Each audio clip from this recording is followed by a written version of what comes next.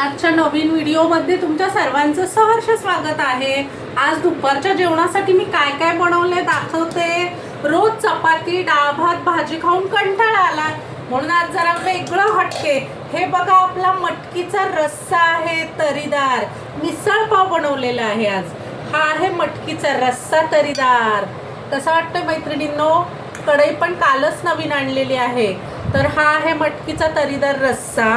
हे आहेत पाव, हा कांदा बारीक कापलेला, कोथिंबीर, हा बटाटा जरा एक शिजवून घेतलाय, त्याला थोडंसं हलकंसं मीठ चोळलंय, हा लिंबू आहे, हा फरसाण आहे। हे बघा, मटकी आपली हळदी मिठाची शिजवून घेतलेली आहे, उकडून घेतलेली आहे। तर मी आता तुम्हाला एक ताट वाढून दाखवते, कसं वाटतं आपलं मिसळ पाव मैत्रिणींनो सांगा। हे बघा, आता मी काय करणार आहे, पहिल्यांदा हा बटाटा आहे ना उकडून घेतलेला, थोडंसं मीठ टाकलेलं आहे त्यात हलकंसं, हा बटाटा मग खाली टाकणार आहे।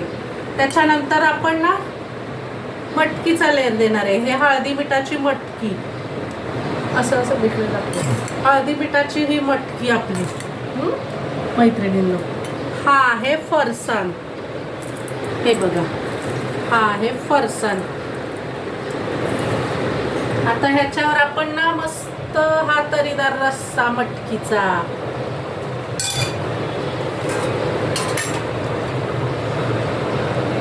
हे बघा कसं वाटतं मिसळ पावचा आपला दुपारचा व्हिडिओ मैत्रिणींनो।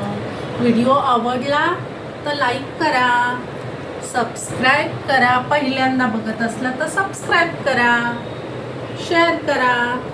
हे बघा आपली तर्रीदार मिसळ पाव।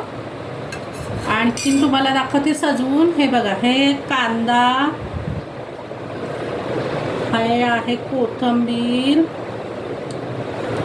अजून हे बघा सजावटीसाठी मी थोडी नायलॉन शेव बारीक, आणखीन हे बघा पाव। कसे वाटते आपलं मिसळ पाव मैत्रिणींनो?